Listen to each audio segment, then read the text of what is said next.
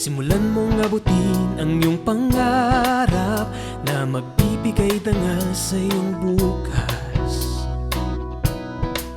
Ang suliranin, hindi laging nandyan, dapat mong harapin. Kami iyong kasama sa bawat takin, magkaakbay nating lulutasin. Dito sa Fernandino Teens TV, ang boses mo ay mahalaga. Dito sa Fernandino Teens TV, ikaw lagi ang bida.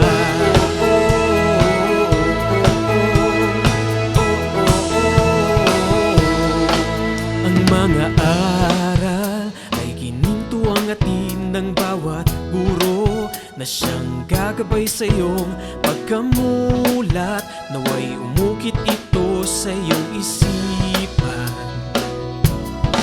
maging mapanuri, sundin ng wasto at nararapat. Kagandahang asal ang ipakita, ipadama ang pusong may malasakit. Dito sa Fernandino Teens TV, ang boses mo ay mahalaga. Dito sa Fernandino Teens TV, ikaw lagi ang bida. Sakali mang tayo'y subukin ng unos, ating haharapin ng walang takot. Sasamahan ka ni Fernan at Dino, ang bagong barkada mo. Dito sa Fernandino Teens TV, boses mo ay mahalaga.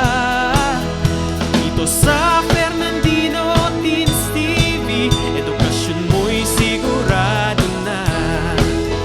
Dito sa Fernandino Teens TV, boses mo ay mahalaga. Dito sa Fernandino Teens TV, edukasyon mo'y sigurado na.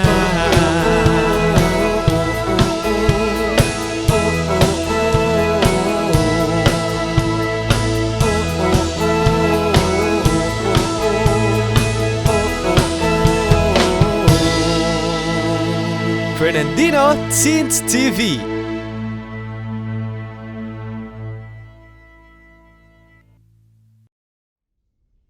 The evil stepmother of Snow White asked the magic mirror,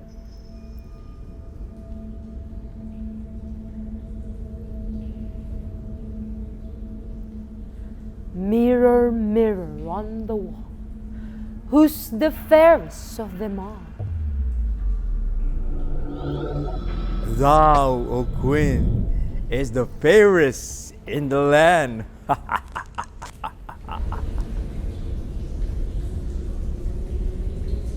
But one day, the mirror said to the queen, "Mirror, mirror on the wall, who's the fairest of them all?" Snow White, O Queen, is the fairest of them all.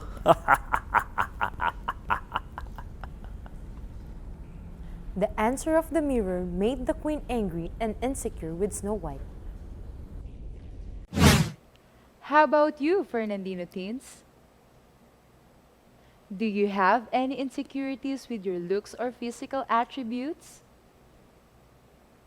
Did you ever try looking at yourself in the mirror and attempt to ask the mirror, who's the fairest of them all?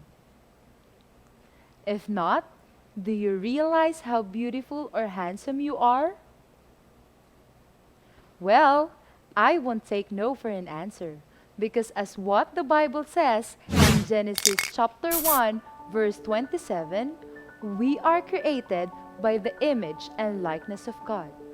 We are enveloped with God's beautiful artwork or masterpiece. Come and join us for today's episode, Art, an Outlet for Self-Expression. I am your arty, not maarte, but your art teacher, Ma'am Ann, who will guide you when exploring the beauty of art. So, what are you waiting for? Grab your art kit and let's get started.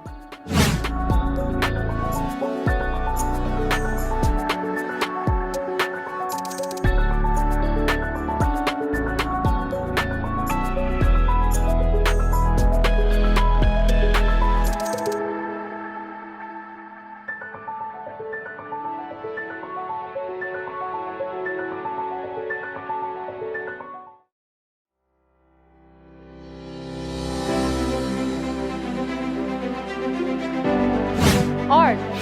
When we hear this word, some ideas may be stereotyped with museum or framed paintings.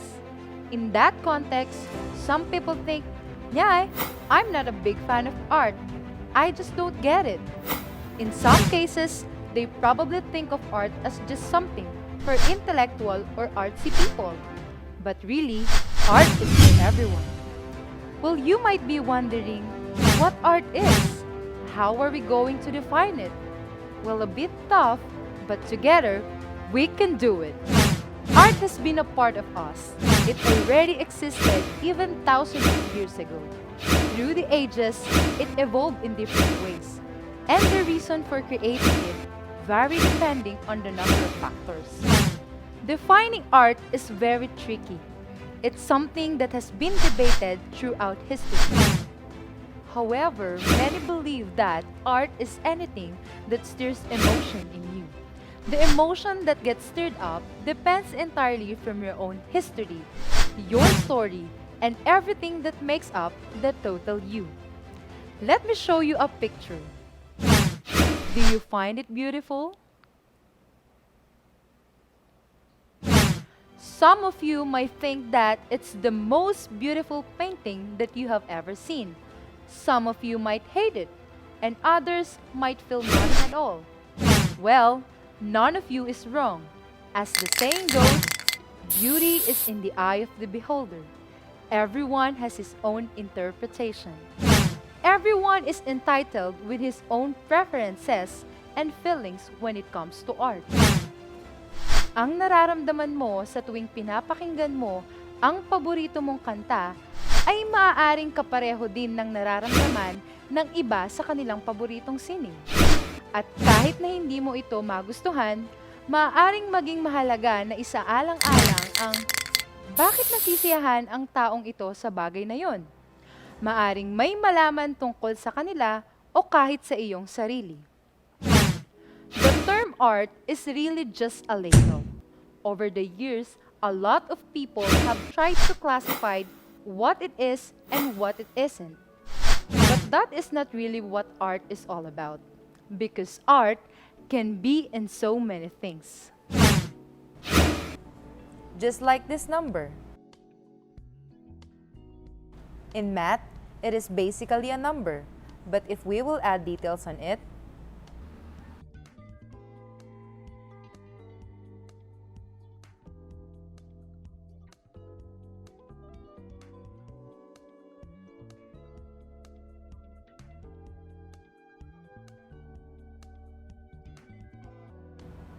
it can be a form of art. It's not merely a drawing. In fact, it is one of the many examples of visual arts.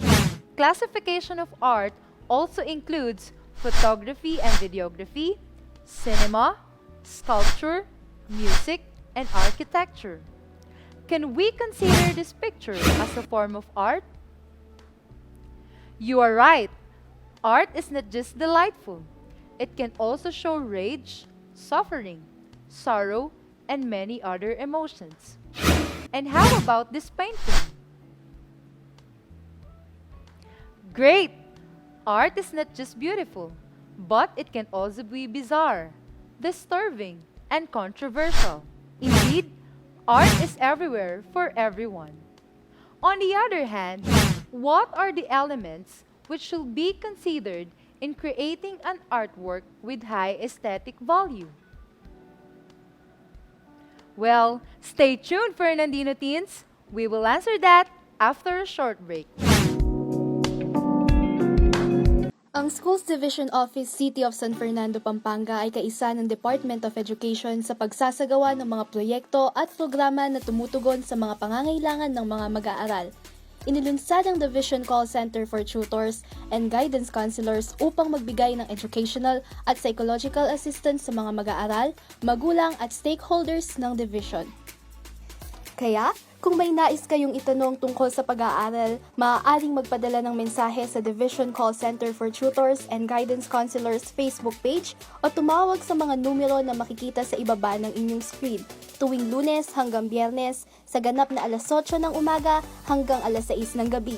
Maaari rin kayong sumangguni sa ating guidance counselors na nagbibigay ng guidance and counseling services. Lahat ng inyong ibabahagi ay mananatiling confidential. Ang nasabing programa ay nagsisilbing daan upang malaman ang feedbacks ng stakeholders para matulungan ang ating divisyon na mapagbuti pa ang mga sumusunod na programa. Ano pang hinihintay ninyo? Tumawag na sa aming mga numero o bumisita na sa aming Facebook page at magpadala ng inyong mga katanungan.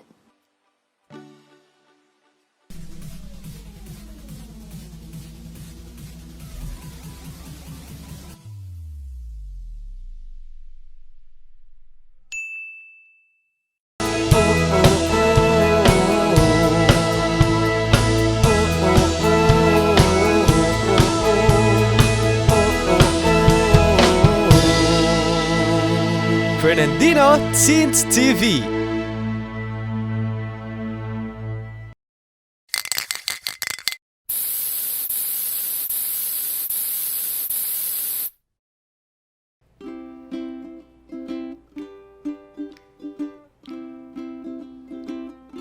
Jolly Joel! Hello, Teacher Ann!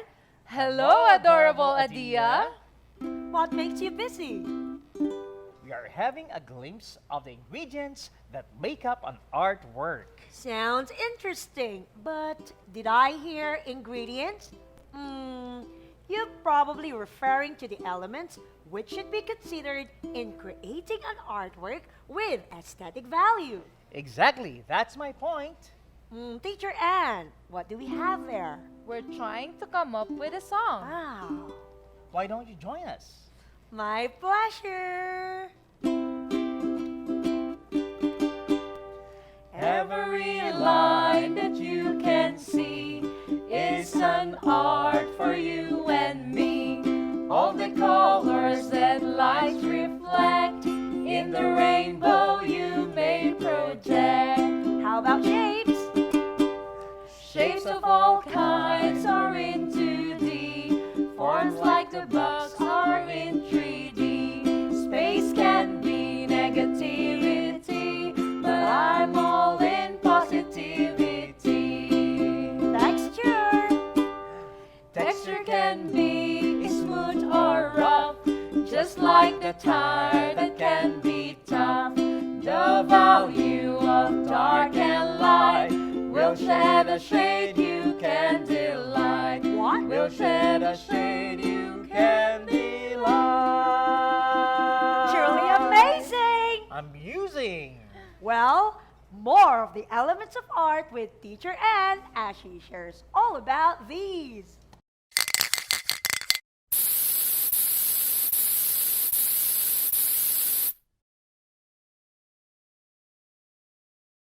A while ago, we left a hanging question.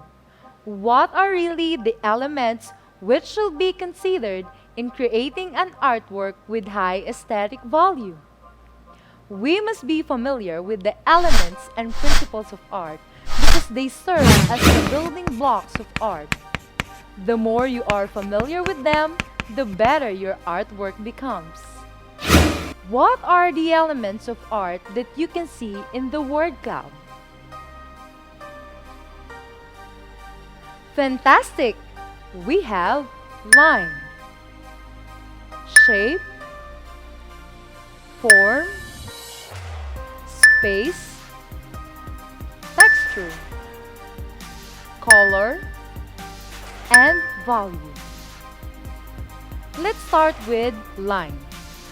A line is a mark made by a pointed tool such as brush, pencil or pen.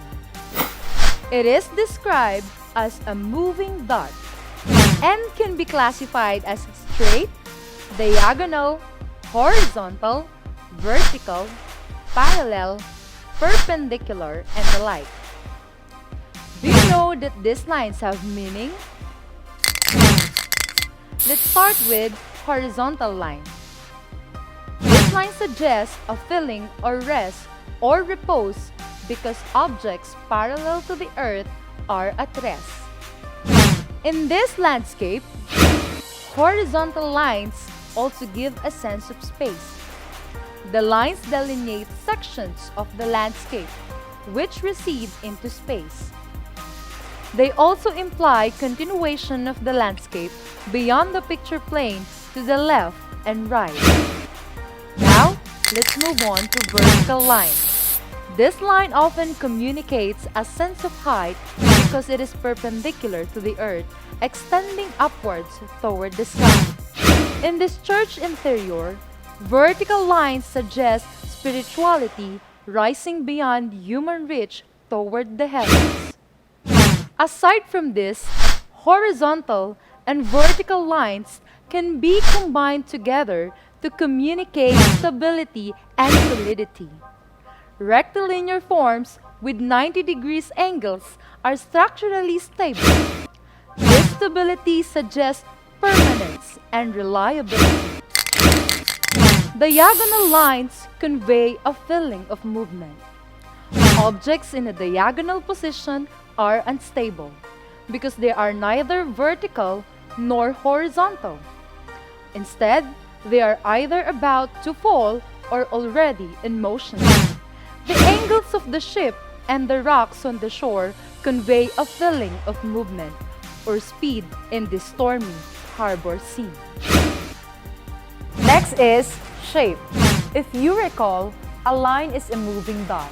Well, if we move the dot so that it connects back to the beginning, we have a shape. In other words, a shape is an enclosed line and a two-dimensional area that has length and width. There are two main types of shape, geometrical and organic. Geometrical shapes include rectangular, triangle, and circle, or known as regular shapes. Examples of organic shapes are heart, an apple, or an abstract shape. These are more complex than geometrical shapes, which are also known as free-form shapes.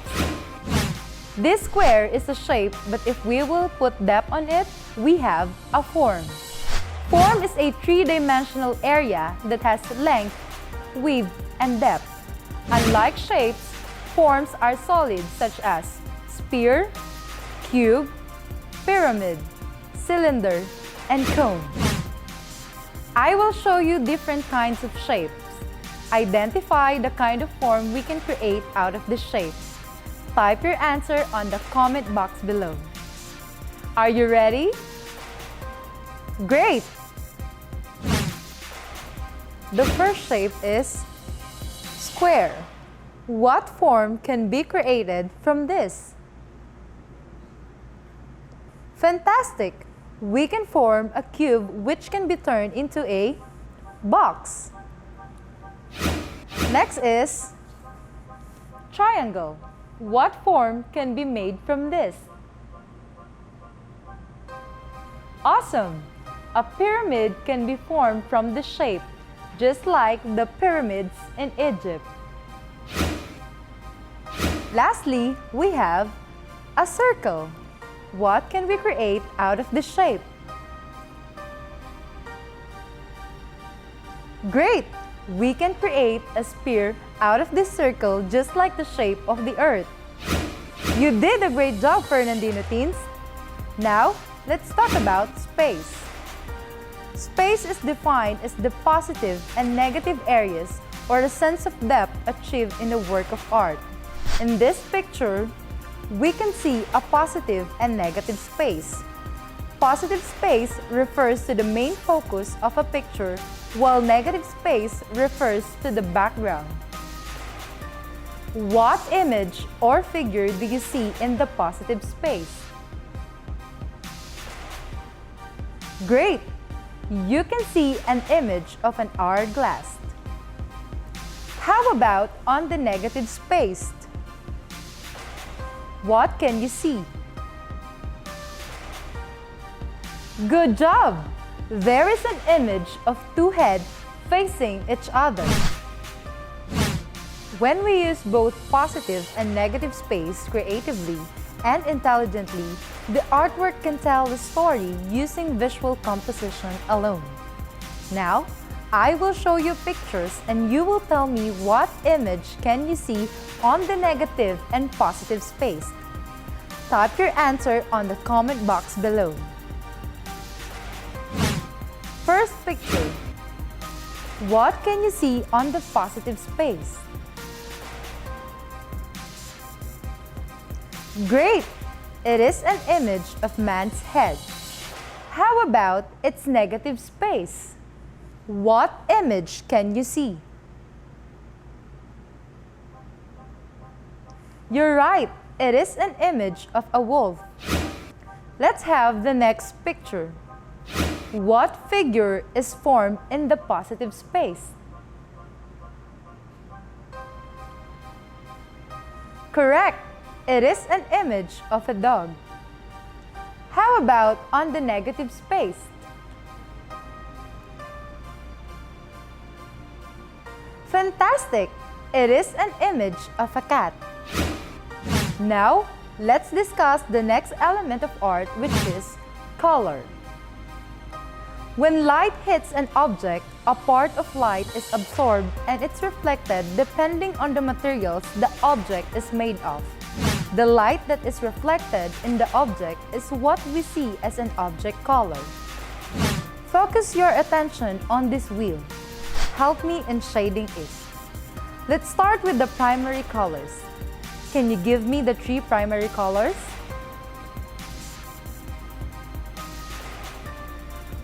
Good job! The primary colors are red, yellow, and blue. Now, let us apply math in identifying the secondary colors. What color is produced when we add an equal amount of red and yellow? Awesome! The answer is orange.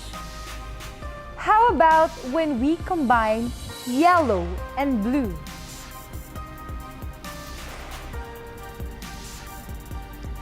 Very good! We can produce green. Lastly, how about when we mix red and blue? Great! The answer is violet. Therefore, the secondary colors are orange, green, and violet. When we mix primary and secondary colors, you get a tertiary color such as red-orange, blue-green, yellow-green, red-violet, and blue-violet. The lightness and darkness of a given color is referred to as value. It is the 7th element of art that can be understood when they are visualized as a scale or gradient. Here is the value scale for this gray tone. It ranges from pure white to absolute black with a number of gray tones in between. Any hue or tone has a similar scale from dark to light. Now, I want you to arrange the following scale from light to dark to form the correct word or term. Use the corresponding letters below each box in arranging them accordingly. Write your answer on the comment box below. What's the answer, Fernandino teens? Great! The answer is value scale. And lastly, we have texture. Texture is the smoothness or roughness of a surface. Just like form, texture can be real or implied. If you were to run your hands across this sculpture by Alberto Giacometti, you would feel the hardness of the bronze metal and the roughness of the form that Giacometti created is called actual texture. Implied textures are only for visual. They cannot be felt. For instance, if you can touch this canvas of the self-portrait by Chuck Close, you wouldn't feel the bare texture of skin and hair. Rather, you will feel the smoothness of the oil paint. I will show you some pictures and you will identify their texture. Type your answer on the comment box below. Are you ready? Great! What is the texture of this picture?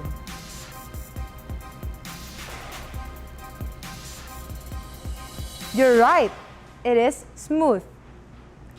How about this one? Very good, it's rough. You did great, Fernandino teens. After the short break, we will discuss the principles of art. Maya po oras kaya kayo, Fernandinos. Ako pala ay Elwin Arl Serrano ng City Tourism Office ng Ciudad San Fernando. Ngayong bulan na ini, pagmasusyan tayo ang National Heritage Month na ating temang Victory and Humanity, Upholding Filipino Heritage and Identity. Kambena nini, metong karang aktibidades na ng syudad, atin ng launching ng bayong Heritage Passport. Yung Heritage Passport, apin ng metong karing proyekto ng kaya katamong syudad, yung pamanamuna ng Mayor Edwin D. Santiago. Anong nuka rin makalagelangan ding eganagan ng heritage sites, heritage structures, na akit tamo kin kay katamong heritage district. Makakayado din kini, ding importansya da ding MAPEH na tradisyon, kini syudad, kalupa ng pamangawang parol, ang poing pamangalesa. May aw siyang heritage passport, uling atin kang dapat gawan, anong nukaran puntalan mo lading at yung passport at saka ka mag-selfie. Kay ba't kanta palto making tourism office at mamielang sticker ka rin eganagan ang apuntulan mong lugar. At timong may ngari ang tutong passport. Balo mi ngeni, panahon na ini, etamo makain bisa lumal, uli na ng COVID-19 pandemic. Kaya naman kimbanwa ngayon agkatan ko lading bikers tamo, edad 18 hanggang 50, imbis na lumaot kayo po, di na nyo lang dita ka oras di kaya katamong heritage structures, kaya ni syudad. Anya naman karing mumunang 50 bikers ang makayari kaya katamong heritage passport, midinan lang premium only San Fernando loot bag. Inggawan nyo mo ba kanta makapag-register, punta kayo mismo opisina na ng City Tourism, yung munisipyo, at saka kayo magdalang metong valid ID. Kabinan kaya kayong heritage passport, ating makasipit ang instruction nung nano pa ing dapat gawan. Anya naman karing hanggang kapadyakin, nanano ko pa, tara na!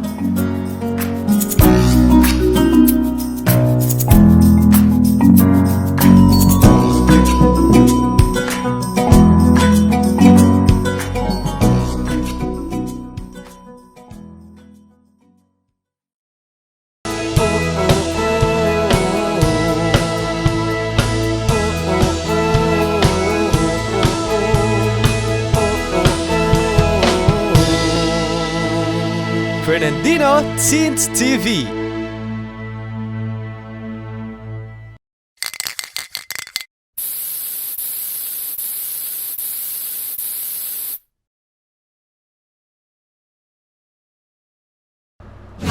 Hello again and welcome back to Fernandino Teens TV.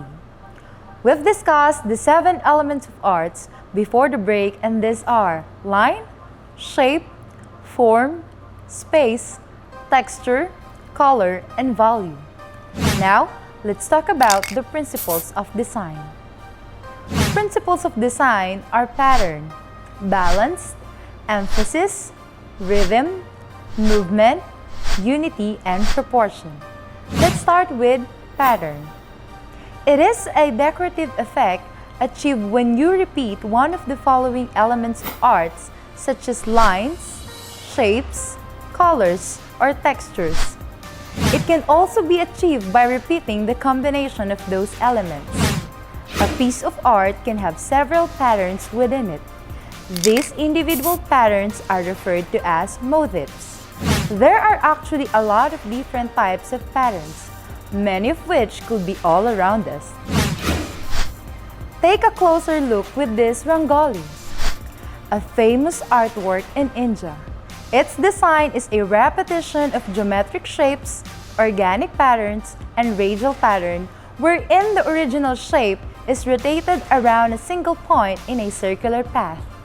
Aside from that, spiral pattern, repetition of color, and texture are also evident. Next is balance. A feeling of balance results when the elements of arts are arranged to create the impression of equality in weight or importance. In The Last Supper by Leonardo da Vinci, the artist used the principle of balance by creating a symmetrical composition. The painting is symmetrical with figures placed asymmetrical within it. This is known as formal or symmetrical balance. The artist used balance to create a stable and confident feeling. In Absent by Edgar Degas, the artist achieves informal or asymmetrical balance. The painting is divided by a diagonal line. Elements placed on the top area of the painting create a top-heavy and unsteady feeling. The artist has deliberately created an unbalanced feeling that extends to the subject, the seated women. The feeling created is not stable and confident like the feeling created in The Last Supper. Emphasis is one of the principles of design that can be defined as the special attention or importance given to one part or element in a work of art. It can be achieved through placement, contrast, size, or other methods. In The Creation of Adam by Michelangelo, the viewer's eyes move along the outstretched arms of the figures to the point where the fingers almost touch. The uncluttered background around this area ensures the viewer's attention. It is also known as the stress point. Michelangelo has achieved emphasis through the placement of objects in his painting. Take a look at these two portraits by Rembrandt. The artist draws the viewer's attention to the faces and hands by making these areas dramatically lighter. Everything else within the painting seems to fall into shadow. Therefore, Rembrandt achieved emphasis through contrast. Now, let's have rhythm. Rhythm involves the repetition of elements to create the illusion of movement. In this painting, Broadway Boogie Woogie by Piet Mondrian, the artist achieved the rhythm through repeated shapes, lines, and colors. This painting suggests rhythm and movement of a busy, steady street. Another is the painting of Marcel Duchamp, The Nude Descending Staircase. The artist uses the principle of rhythm to create a movement. Let's move on to unity. Unity is the coherence of work of art. It gives the feeling that all parts of the piece are working together. The principle of unity can be compared to singers who are singing in unison. All of their voices are singing the same notes and words. Likewise, artists can achieve unity by using one element throughout the work of art.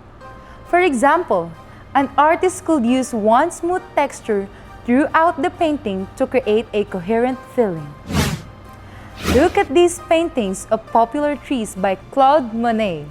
The artist achieved unity by using strategic colors throughout his artwork.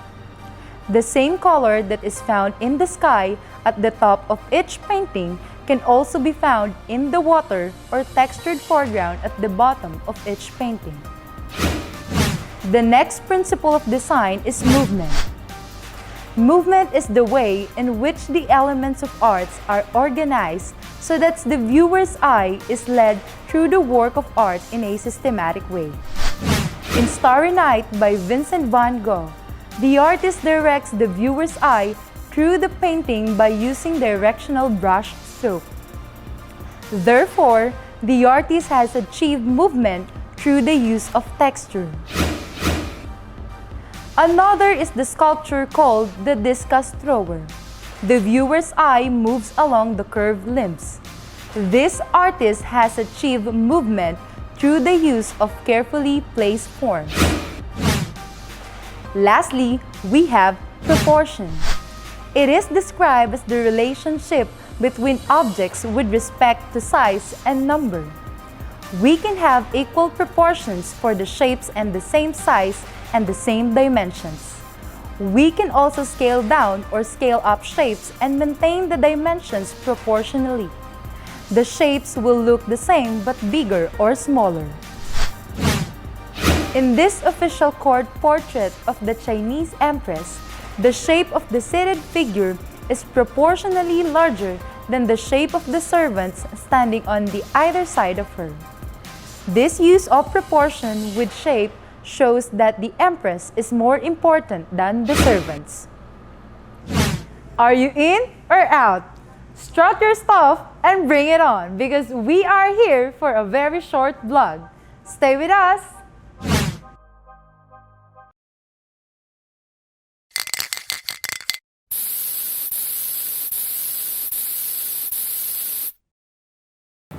Hello guys! I'm Ma'am Ann and welcome to Kaganapang PHS Vlog Edition. This time, let us see the beauty of art everywhere. Today, we are going to unfold the mystery behind art through the localized illustration and principles of design right here, right now at the city of San Fernando, the home of the giant lanterns. Tara na! Malaos kayo king maluka aming kakarinan.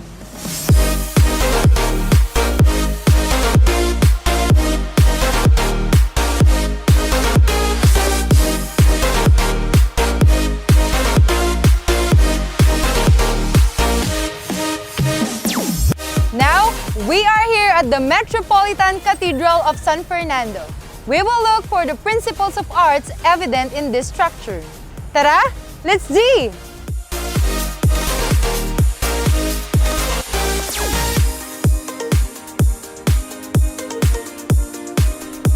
On this side are huge windows where most of the elements are repeatedly being manifested, such as line, shape, color, and form. Witness the beauty of this cathedral.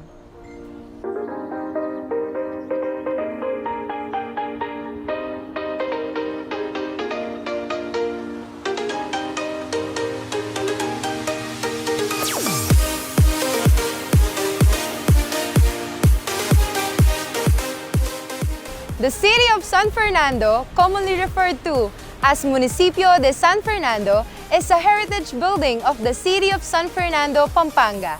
The structural element of architecture, specifically the facade, through its large glass windows, show asymmetrical balance, having parts that fail to correspond to one another in shape, size, and arrangement.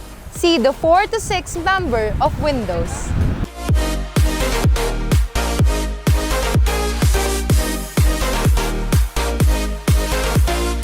Pampanga capital depicts symmetrical balance which made up of exactly similar, uniform, and consistent parts in terms of its pillars and windows.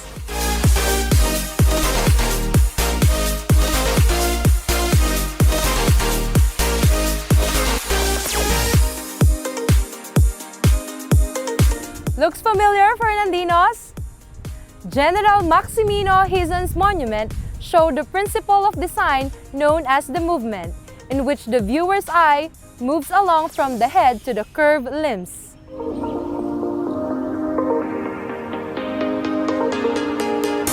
The details of the themes and subject entitled Fernandino Sculpture about culture are coherent.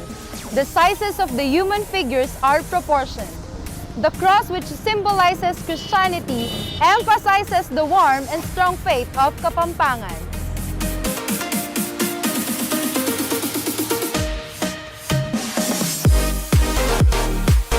Truly, the principles of designs are the guiding rules an artist must follow to create an effective and remarkable work of art. Within these boundaries, the ideas of an artisan are expressed through different forms like like sculpture, architecture, painting, and the like. Never fail to discover the beauty in arts because it is just found everywhere. That winds up our vlog for today. This has been your teacher vlogger Ann. See you on our next Kaganapang PHS Vlog Edition. Don't forget to subscribe, like, and share. See ya!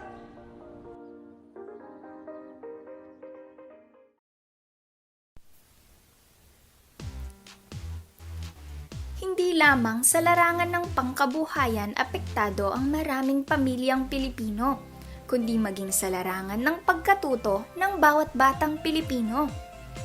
Inilunsad ng siyudad ng San Fernando ang programang Nurturing Environment and System for Thriving or NEST, isang education community pantry na naglalayon para sa isang malawakang pagtulong, paglantabay at paggabay na ang focus ay ang makapagbigay ng tulong at suporta sa ating mga mag-aaral sa pamamagitan ng pagbibigay ng educational needs gaya na lamang ng school supplies, tutorial sessions, study tips, at iba pang mga pamamaraan na mas lalong makatutulong sa pag-angat ng ating edukasyon. Dahil hindi hadlang ang pandemya sa magandang kinabukasang naghihintay sa ating mga mag-aaral. Sino-sino nga ba ang mga kalahok sa programang ito? Sa pagtutulungan ng ating school administrators, guro, magulang, at iba pang mga miyembro ng ating komunidad gaya ng barangay officials at sangguniang kabataan ay siguradong magiging mas matagumpay ang programang ito. Paano nga ba ang magiging proseso ng naturang programa? Una, magkakaroon tayo ng isang Facebook group, ang Pampanga High School NEST Education Community Pantry na pangungunahan ng Educational Pantry Coordinator. Ang mga magulang, tagapangalaga at mga guro ay ia-add ng ating Educational Pantry members sa Facebook group na ito. Sa page na ito maaaring i-post ng mga magulang at tagapangalaga o sino mang miyembro ng Educational Pantry ang kanilang mga kahilingan o requests. Kailangan ding ilagay ang pangalan ng mag-aaral, grade at section para sa mas agarang aksyon. Oo nga pala, hindi lang requests ang pwedeng i-post. Pwede ring mag-post ang mga nais magbigay ng tulong o mga gustong mag-donate. Sabi nga nila, sharing is caring. Tandaan na ang Facebook group na ito ay pribado at posts na may kaugnayan lamang sa page na ito ang maaaprobahan.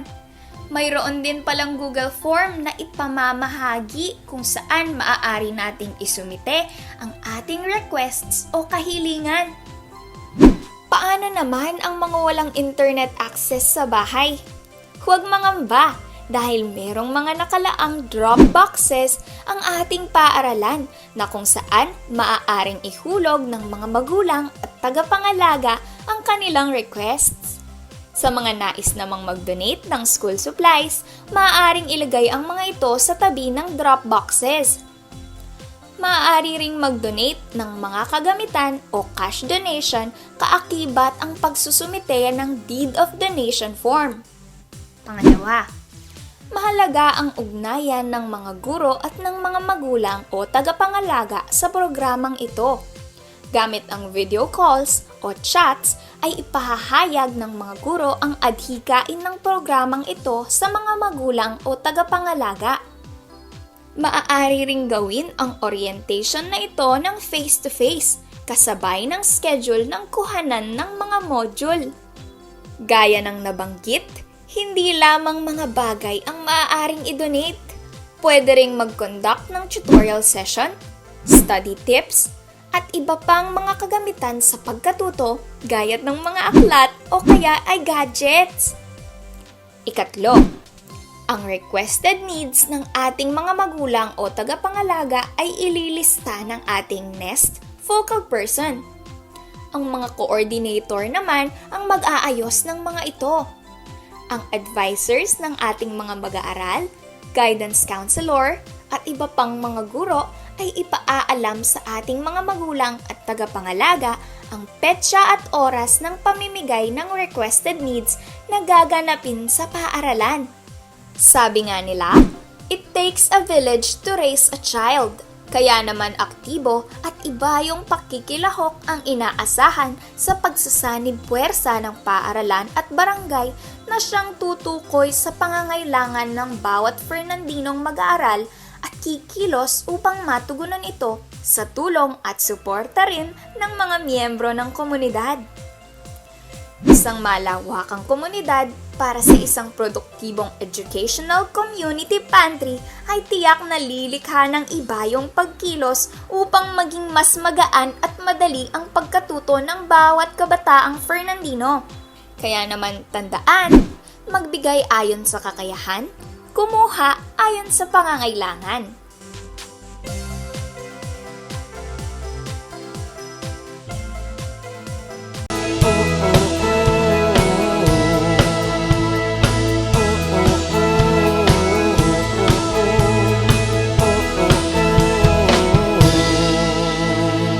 Fernandino Teens TV.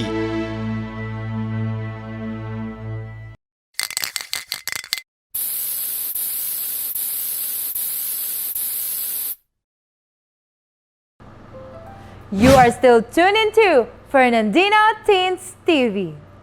As they say, paintings never lie. The colors along with the other elements and principles of art that are present in your artwork reflect the feelings you felt while listening to the selected piece. During these times of pandemic, one of the most effective ways to combat depression is through art. All kinds of emotion can be converted into a masterpiece which may be in varied forms of art.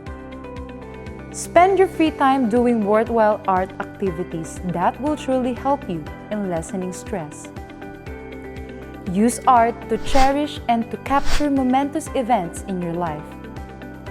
Enjoy its monetary benefits by selling some of your artworks. Make use of your free time wisely.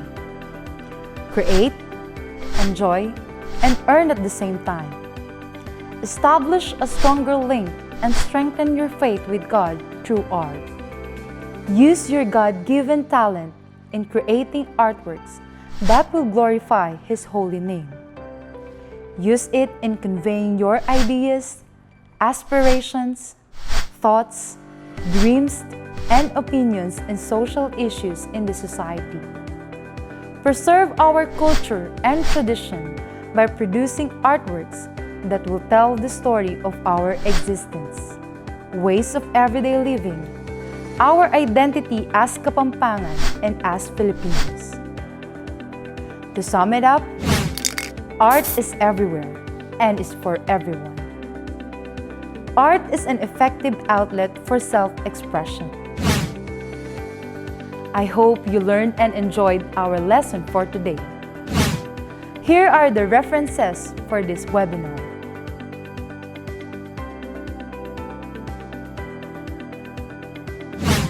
This has been your art teacher, Ma'am Ann. Till we meet again, this is Fernandino Teens TV.